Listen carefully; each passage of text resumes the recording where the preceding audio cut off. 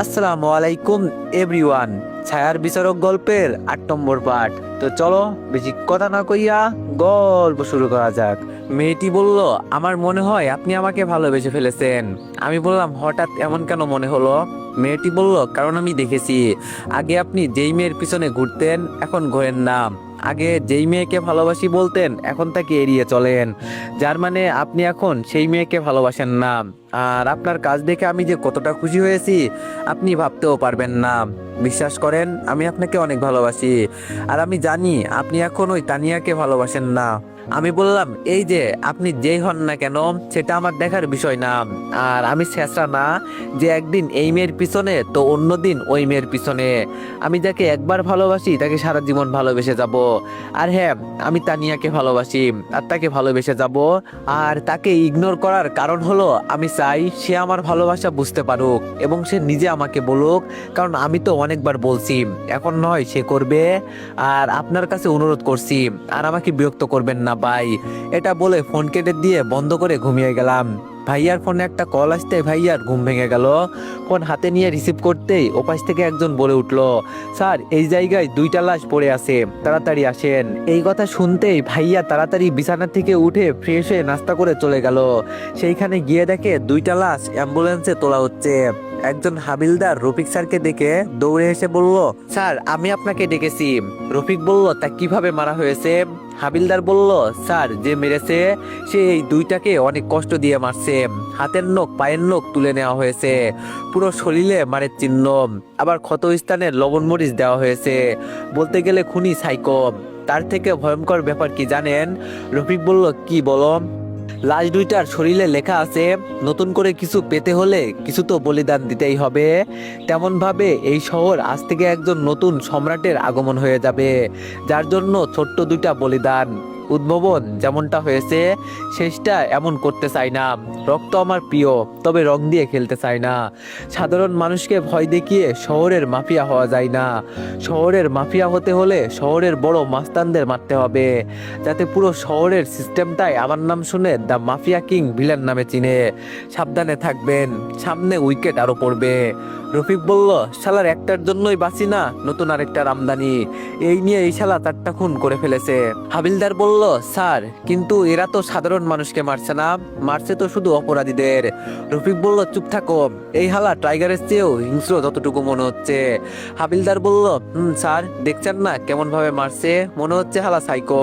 রফিক বলল, আচ্ছা তুমি তাহলে লাশের সাথে যাও, আমার একটা মিটিং আছে, ওখানে যেতে হবে। পুরো মিডিয়া উতাল পাতাল, দেশের পরিস্থিতি মোটেও ঠিক লাগছে না। পুলিশ থেকে শুরু করে আর্মিদের কোনো নিরাপত্তা নেই। তার মধ্যে সকাল হয়ে শোনা যাচ্ছে খুনের খবর। কে করছে এইসব, কারা করছে, কিছুই বুঝতে পারছে না কেউ। এইদিকে টাইগার তার লোকদের মৃত্যুর খবর শুনে একটু মুচকি হাসি দিয়ে বলে ওঠে, কিছু পেতে হলে কিছু ছাড়তে হয়। তুই কি মনে করছিস তোর প্ল্যানে আমি পা দিব? আমার প্ল্যান তো অনেক আগেই শেষ, এখন তো শুধু সময়ের অপেক্ষা। এটা বলে একটা ডেবিল মার্কা হাসি দিল। বেলায় ঘুম থেকে উঠে ফ্রেশ হয়ে নাস্তার টেবিলে যেতেই দেখি আম্মু আব্বু আছে, তবে ভাইয়াকে দেখছি না। আমি বললাম, আম্মু ভাইয়া কোথায়? আম্মু বলল, তোর ভাইয়া চলে গেছে কিছু না খেয়ে। আমি বললাম, ও। তারপর আমি চুপচাপ খেয়ে রুমে এসে রেডি হয়ে কলেজে চলে গেলাম। কলেজে আসতে সবাইকে দেখতে পেলাম, তাদের কাছে গিয়ে বললাম, সবাই কেমন আছো? তানিয়া বলল, আরে দেখ ভাবলা আসছে আমাদের খবর জানতে। রাফি বলল, আমরা ভালো আছি, তুই? আমি কিছু বলতে যাব তার আগেই তানিয়া বলে উঠলো, আরে উনি ভালো থাকবে না তো কে ভালো থাকবে? ওনার কতজন আছে ওনার খবর রাখার জন্য। আমি বললাম, এই যে আপনি আমাকে খুশা দিয়ে কথা বলছেন কেন? তানিয়া বলল, আমার মুখ, আমি যা ইচ্ছা তাই বলবো, তাতে কার কি? আমি বললাম, তাহলে আমি কার সাথে কথা বলবো আর বলবো না সেটা আমি বুঝবো, কাউকে নাক গলানোর দরকার নাই। এটা বলে আমি আরোহীর পাশে গিয়ে বসলাম। সাথে সাথে তানিয়া এটা দেখে রেগে দাঁড়িয়ে বলল, ওই তুই আরোহীর সাথে বসলি কেন? আমি বললাম, আমার ইচ্ছা, আমি বসবো, তাতে আপনার কি? তানিয়া বলল, আমার কি মানে? আমারই তো সব, ওর বলছি, না হলে ভালো হবে না বলে দিলাম। রাফি বলল, আরে তোর ইচ্ছা মানে? এখানে তো অনেক জায়গা আছে, তাহলে তুই ওইখানে ওর পাশে বসলি কেন? আমি বললাম, কেন রে, আরোহীর সাথে বসলে তোরা তো ফাটতেছে কেন? রাফি বলল, আমার কেন ফাটবে? আমি বললাম, তাহলে তুই চুপচাপ বসে থাক। আরোহী বলল, এই তোমরা এইসব কি শুরু করে দিলাম? আবির তো জাস্ট আমার পাশে বসেছে, আমার কোলে তো আর বসেনি। আরোহীর কথা শুনে আমি সহ সবাই হা হয়ে আরোহীর দিকে তাকিয়ে থাকলাম। আর তানিয়া রেগে আগুন হয়ে আমাকে বলল, আবির, সময় থাকতে উঠে অন্য জায়গায় গিয়ে বস, তা না হলে ভালো হবে না কিন্তু। অবস্থা বেগতিক দেখে আমি আরোহীর পাশ থেকে উঠে রাফির পাশে বসলাম। এতে তানিয়ার মুখে হাসি ফুটল, কিন্তু রাফির বেচারা মুখ ঠিক হয়ে গেল। রাফির এমন রিয়েক্ট দেখে আমি বুঝতে পারছি। তানিয়া বলল, আমার সাথে এমন করার সব হিসেব শুধু আসলে ফেরত নিব, দেখিস আবিরের বাচ্চা। এইদিকে সব ঝগড়া থামিয়ে দিয়ে আড্ডা দিতে লাগলাম। তখনই ফোনে ওই মেয়েটার মেসেজ আসলো। মেয়েটি বলল, আমি জানি তুমি তানিয়াকে পছন্দ করো না, কালকে ওই সব আমার পরিচয় জানার জন্য বলছো। আমি বললাম, মোটেও না। মেয়েটি বলল, সেটা মাত্র ঘটে যাওয়া ঘটনা দেখে বোঝা যায়, তবে এত সহজে তোমার কাছে ধরা দিচ্ছি না মাই লাভ, জানো। বাই, পরে কথা হবে। এই মেসেজ দেখে আমি আশেপাশে চারিদিকে খুঁজতে লাগলাম, কে এই মেয়ে যে আমাকে ফলো করছে, আমার সব খবর রাখছে, এইসব ভাবছি আর চারপাশে মনোযোগ দিয়ে তাকাচ্ছি। তখনই আরোহী বলে উঠলো, কি আবির, এইভাবে কাকে খুঁজতেছো আর কি ভাবছো? আমি আরোহীর কথা শুনে থমথম খেয়ে বললাম, কই, কাউকে না তো, আর কিছু ভাবছি না, এমনি চারপাশে তাকাচ্ছি। আরোহী বলল, ও আচ্ছা। এইদিকে আমার সাথে আরোহী কথা বলাতে তানিয়া রাগী দৃষ্টিতে তাকিয়ে আছে, কিন্তু কিছু বলছে না। এইদিকে আমি মনে মনে ভাবছি, আরোহী কিভাবে জানলো আমি কাকে খুঁজতেছি? তার মানে না না, হয়তো এমনি ভাবছে, কিন্তু আমাকে জানতে হবে কে এই মেয়ে। তারপর ভাবা বাদ দিয়ে সবাই হাসি খুশি ভাবে আড্ডা দিয়ে ক্লাসে চলে গেলাম। ক্লাস শেষ করে সবার সাথে বিদায় নিয়ে চলে গেলাম বাসায়। এইভাবে কেটে গেল বেশ কয়েকদিন। এখনো আমার আর তানিয়ার মাঝে কিছু ঠিক হয়নি। দেখা হলে বা কথা হলে শুধু কথা কাটাকাটি হয়, এটাতে কিন্তু দুজনেই কিছু মনে করি না। তার মধ্যে অচেনা মেয়েটা প্রতিদিন ভালোবাসি বলে কান খাবে, এত ব্লক মারি, তারপরও নতুন নাম্বার দিয়ে কল দিবে। এ কয়েকদিনে ভাইয়ার মুখ দেখার মতো ছিল। তার শহরে প্রতিদিন সকাল হলে একটার পর একটা খুন চলে যাচ্ছে। আজ ভাইয়ার গায়ে হলুদ, কাল বিয়ে, তাই অনেক কাজ করছি, সাথে আমার বন্ধুরাও কাজ করছে। রিমি, নুসরাত আপুদের ওখানে আছে, আর আরোহী আমাদের এখানে আম্মুর সাথে কাজ করছে। যেহেতু আরোহীর বাবা আর আমার বাবা বন্ধু, সেহেতু আরোহী আমাদের এখানে অনেকবার আসতো, তাই সে আম্মুর সাথে থাকে। এইদিকে তানিয়া আমাকে প্রতিদিন ঘন্টায় কল দিয়ে বলবে কোনো মেয়ের দিকে নজর না দিতে, আর ওই আরোহীর দিকে তো মোটেও না। কিন্তু আমি তার কথায় পাত্তা না দিয়ে বলি, আমার চোখ আমি দেখবো, তাতে কার কি। এইদিকে নিজাম চৌধুরী টাইগারকে কল দিয়ে বলছে, বস, তারেককে যে পুলিশ অফিসার মেরেছে তার আজ বিয়ে, আর তার বিয়ে হচ্ছে কমিশনারের মেয়ের সাথে। আমি চাচ্ছি শালাকে আজ মেরে দিতে, সাথে কমিশনারকেও। টাইগার বলল, তোর মাথা ঠিক আছে? এমনিতেই আমাদের একটার পর একটা লোক খুন হচ্ছে, এটা নিয়ে চিন্তায় আছি। তার চেয়ে বড় কথা, তারেককে পুলিশ মারেনি। নিজাম চৌধুরী বলল, তাহলে কে মেরেছে? টাইগার বলল, যে আমাদের লোকদের মারতেছে সে। নিজাম বলল, বস, আপনি চাইলে তো অনেক কিছু করতে পারেন, তাহলে করছেন না কেন? আর কখন আমাদের প্ল্যান কাজ করবে? টাইগার বলল, আমার কাজের জিনিস দেশে পৌঁছে গিয়েছে, এখন লোক পাঠানো বাকি, সেগুলো 2 দিনের মধ্যে পাঠাবো। আর তোর কাছে লোক গেলে ওদের থাকা খাওয়া প্লাস ট্রাক 2টা বুঝিয়ে দিবি। নিজাম বলল, ওকে বস। টাইগার বলল, আর মরতে না চাইলে পুলিশ অফিসার বা পুলিশ কমিশনারের বাড়িতে হামলা দিস না, কারণ এই 2 বাড়িতে ওই ভিলেনের লোক নজর রাখছে। নিজাম বলল, ওকে বস। এটা বলে ফোন কেটে দিল টাইগার। গায়ে হলুদের অনুষ্ঠান শেষ করে রাতে খাবার খেয়ে অনেক ক্লান্ত হওয়াতে আমি, রাফি, রানা, নাইম আমার রুমে এসে গায়ে লিয়ে দিলাম। সাথে সাথে ফোনটা বেজে উঠলো। তাকিয়ে দেখি তানিয়া কল দিয়েছে। একটা বিরক্তিকর শুরু নিয়ে বললাম, কি হয়েছে, এত রাতে কল কেন দিলেন?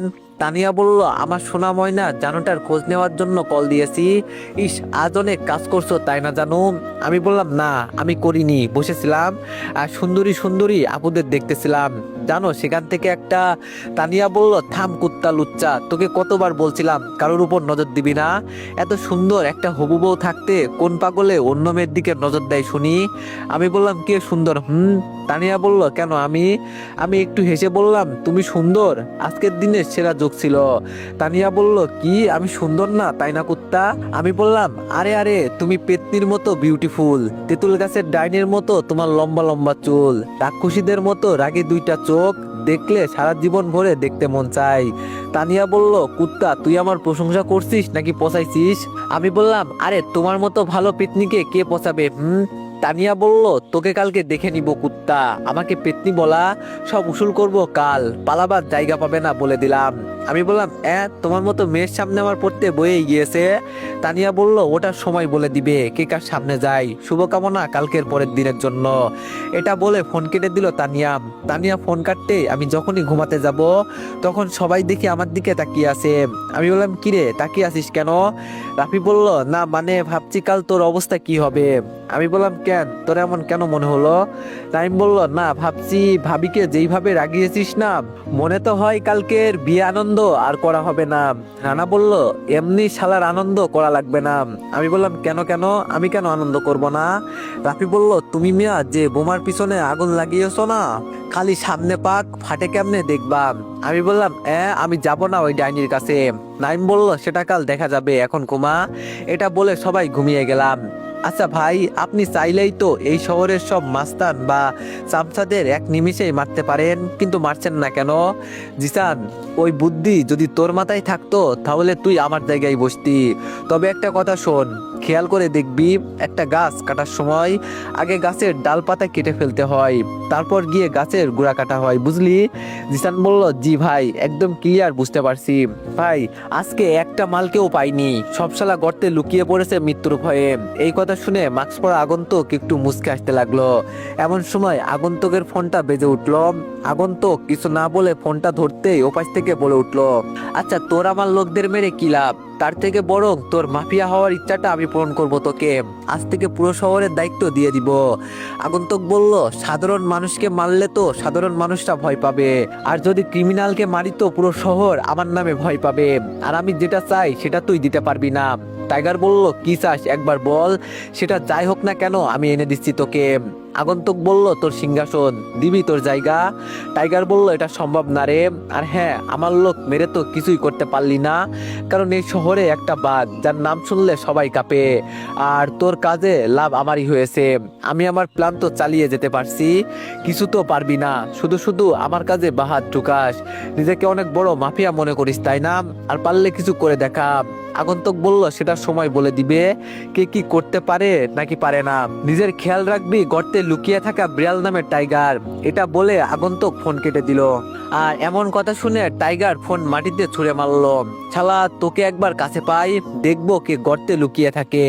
সকালবেলায় মনের সুখে ঘুমাচ্ছিলাম, এমন সময় কোন হালাই যেন আমার পিছনে লাথি দিল, সাথে সাথে নিচে পড়ে গেলাম। উমা গো, কোন হালারে আমারে লাথি দিয়ে নিচে ফেলে দিল? রাফি বলল, হালা আমি।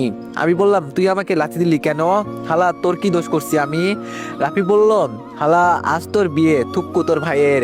আমি বললাম, তো কি হয়েছে, তার জন্য কি ঘুমাবো না? রাফি বলল, 10টা পর্যন্ত ঘুমালি, আরো ঘুমাবি নাকি? আমি বললাম, কি 10টা বেজে গেল আর তোরা আমাকে এখন ডাকলি? রাফি বলল, এইবার আরেকটা কথা বলবি তো লাথি আরো দিব। হালা, সেই সকাল থেকে ডাকছি, উঠবো উঠবো বলতেছিস, তবে উঠার নাম নেই, যা ফ্রেশ হয়ে আই। আমি বললাম, লাথির প্রতিশোধ আমি নিব, শুধু আসলে নিব। এটা বলে ফ্রেশ হতে গেলাম। ফ্রেশ হয়ে বের হয়ে সামনে দাঁড়িয়ে থাকা মানুষটাকে দেখে আমি অবাক হয়ে গেলাম। আরে ভাইয়া, তোমাকে দেখে আমি তো চোখ ফেরাতে পারছি না, ভাবি তো অনেক দূরের কথা। আমার কথা শুনে ভাইয়া একটু লজ্জা পেয়ে বলল, আরে ধুর, কি যে বলিস না, যাই হোক এই নে, এই পাঞ্জাবিটা পরে আয়। এটা বলে ভাইয়া একটা শপিং ব্যাগ হাতে ধরিয়ে দিল। আমি ব্যাগটা খুলে ভাইয়ার দিকে তাকিয়ে বললাম, ভাইয়া এটা তো তোমার সাথে ম্যাচিং করা।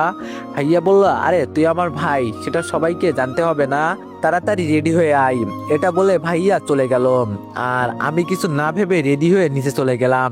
তারপর সবাই মিলে বাসা থেকে বের হয়ে চলে যেতে লাগলাম কমিউনিটি সেন্টারের দিকে, কারণ ভাইয়ার বিয়ে কমিউনিটি সেন্টারে হবে। এইদিকে বস, একটা দারুণ খবর আছে আমার কাছে। টাইগার বলল, কি খবর, তাড়াতাড়ি বল। তারপর তার চামচার কথা শুনে টাইগার একটা মুচকি হাসি দিয়ে বলতে লাগলো, তাহলে এই ব্যাপার, সমস্যা নাই, তুই দেখে যা আর শুনতে থাক আমি কি করি। এইদিকে আমরা সবাই প্রায় 1 ঘন্টা পর বিয়ে বাড়িতে পৌঁছে গেলাম। আমি আর আমার ভাই একসাথে গাড়ি থেকে নামতে আমাদের দুজনকে জামাই আদর করতে লাগলো। এইদিকে সবার এমন আচরণ দেখে আমি ভাইয়াকে বললাম, ভাইয়া তুই জামাই, তোমাকে সবাই আদর করছে, ওটা মানা যায়, কিন্তু আমাকে কেন? ভাইয়া বলল, চুপচাপ যা হচ্ছে দেখে যা। তারপর গেটের সামনে সব নিয়ম কানুন শেষ করে সেন্টারে ঢুকে অবাক হয়ে গেলাম, কারণ স্টেজ 2টা। এটা বড় বিষয় নয়, বড় বিষয় হচ্ছে চেয়ার চারটা। এটা দেখে মনে কিছুটা খটকা লাগলো। ডালমেকুস কালাহে, এটা বলতে বলতে আমাদের দুজনকে স্টেজে নিয়ে গিয়ে দুইটা আসনে বসিয়ে দিল। ভাইয়া আমাকে ইশারা করে বলল চুপচাপ বসে থাকতে, কিন্তু আমার বসে থাকতে ভালো লাগছে না। এইবার ভাইয়ার কথা শুনে যখনই উঠে পাশে তাকাতে আমার মাথা ঘুরতে লাগলো। আমি পাশে তাকাতেই দেখি দুইটা বউ। তারপরেও কিছু না বলে ভাইয়ার কাছে যেতেই আমি বললাম, ভাইয়া তুই কি দুইটা বিয়ে একসাথে করবি নাকি? ভাইয়া বলল, একটা থাপ্পড় দিব। এইসব আজে বাজে কথা মাথায় আসে কেন তোর? চুপচাপ নিজের জায়গায় গিয়ে বস। আমি বললাম, তাহলে বউ দুইটা যে, তার মানে এখানে তোমার সাথে আরেকজনের বিয়ে হবে তাই না? ভাইয়া বলল, হবে। আমি বললাম, আরেকটা বিয়ে হবে মানে? আমরা কমিউনিটি সেন্টার বুক করছি, সেখানে আরেকজনের বিয়ে হবে কেন? তুই বস, আমি ম্যানেজারের সাথে কথা বলে আসি। এটা বলে যেই না স্টেজ থেকে নিচে নামতে যাব, তখনই ভাইয়া আমার হাত ধরে বলল, ওই কোথায় যাচ্ছিস? আমি বললাম, কেন? ম্যানেজারের সাথে কথা বলতে। ভাইয়া বলল, তোকে কোথাও যেতে হবে না, চুপচাপ গিয়ে ওখানে বস। আমি বললাম, ওখানে বসবো মানে? আমি তো ম্যানেজারের সাথে কথা বলবো, আর আমি ওখানে বসবো কেন? বিয়ে খেতে এসেছি, করতে নয়। ভাইয়া বলল, তুই বিয়ে করতে এসেছিস? ভাইয়ার কথা শুনে এইবার আমি আকাশ থেকে পড়লাম।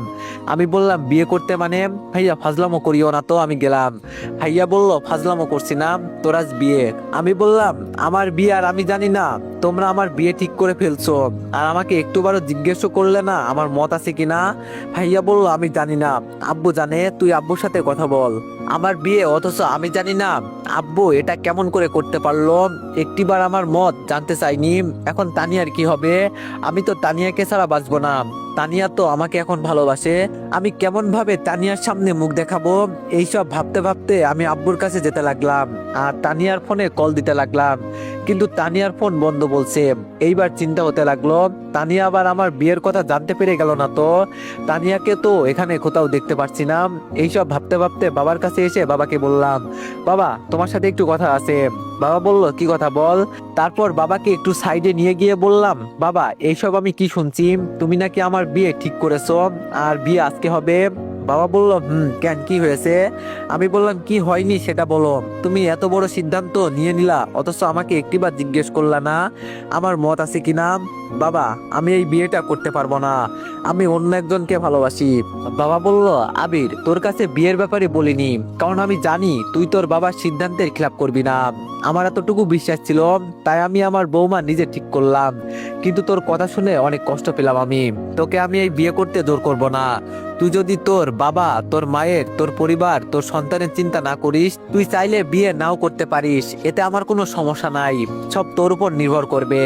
এটা বলে বাবা চলে গেল, আর আমি তো বাবার কথা শুনে হা হয়ে দাঁড়িয়ে গেলাম। বাবা এটা কি বলে গেল? বাবা সিদ্ধান্ত নিতে বলল নাকি তার সিদ্ধান্ত মেনে নিতে বলল? আমার মাথায় কিছুই ঢুকছে না, চোখ দিয়ে পানি বের হচ্ছে আমার।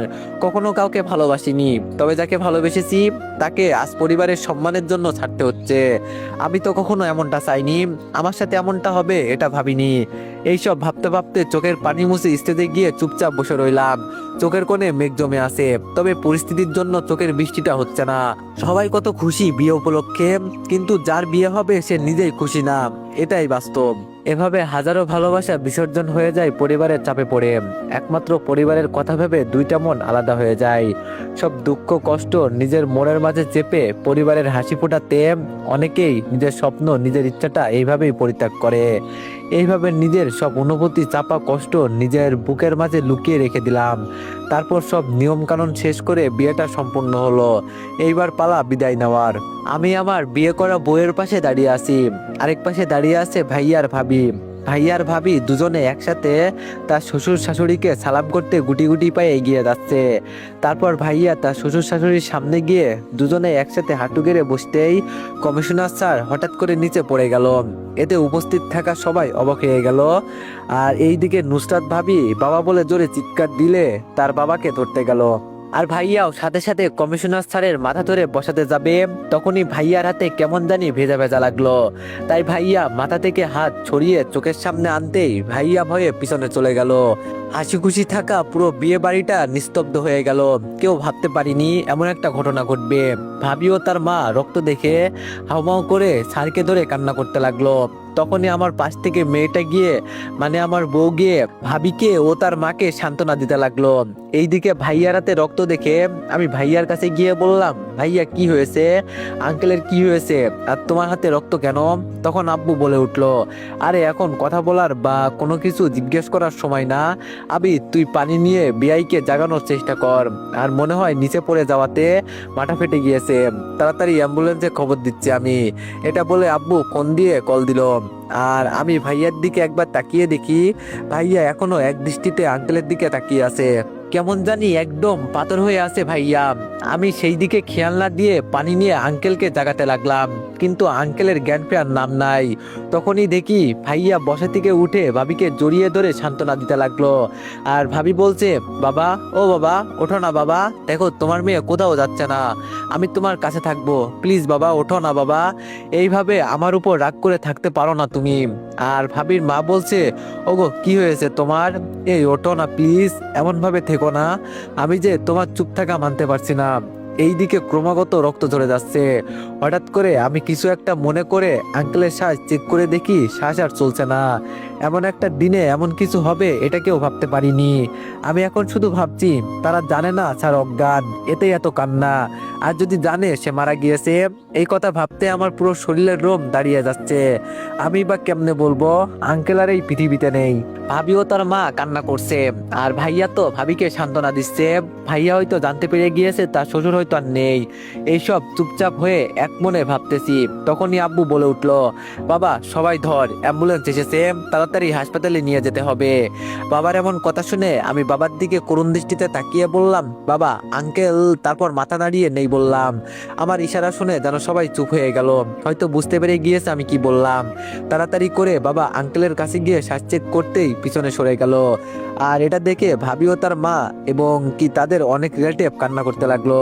পরিস্থিতি এখন অনেকটাই খারাপের দিকে চলে যাচ্ছে। কেউ হয়তো ভাবতে পারিনি বিয়ে বাড়িটা মুহূর্তেই মৃত্যু বাড়িতে পরিণত হবে। এইদিকে আমার এইবার সন্দেহ হলো সামান্য মাথা ফেটে যাওয়াতে মৃত্যু বা এত রক্ত ঝরবে না। তাই আমি আঙ্কেলের কাছে গিয়ে আঙ্কেলকে উঠাতেই হতভম্ব হয়ে গেলাম। এটা কি করে সম্ভব, আঙ্কেলের মাথায় গুলি কিভাবে লাগলো, গুলি চলার তো আওয়াজ শুনলাম না। এই জীবন যে কার কখন শেষ হয়ে যাবে সেটা কেউ জানে না। কেউ ভাবতে পারিনি স্যারের মৃত্যু এইভাবে হবে। এইসব ভাবছি, তখনই কতগুলো পুলিশ এসে স্যারের লাশটা অ্যাম্বুলেন্সে করে নিয়ে যেতে লাগলো। এতে ভাবিও তার আম্মু অনেক বাধা দিতে লাগলে, কিন্তু তাদের আর কিছু করার নাই, তাদের মেনে নিতে হবে স্যার যে আর এই পৃথিবীতে নেই। হঠাৎ করে কেউ কিছু বোঝার আগেই ভাবি ও তার আম্মু অজ্ঞান হয়ে গেল। সবাই তাড়াতাড়ি করে ধরে একটা জায়গায় বসিয়ে ভাবি ও তার আম্মুর জ্ঞান ফেরাতে লাগলো। ভাবির আম্মু জ্ঞান ফিরতেই কিছুটা স্বাভাবিক হলেও ভাবি স্বাভাবিক হতে পারিনি, তিনি পাগলের মতো করতে লাগলেন। কেউ ভাবিকে সামলাতে পারছে না। তারপর ভাইয়া গিয়ে ভাবিকে ধরতেই ভাবি এক ঝাটকায় ভাইয়ার হাত ছড়িয়ে দিয়ে বলল, তুই আমাকে ধরবি না, তোর জন্যই এইসব হয়েছে। তো এভরিওয়ান, সবাই একটু নেক্সট পার্টের জন্য বেশি বেশি লাইক আর কমেন্ট করে দিও। ধন্যবাদ।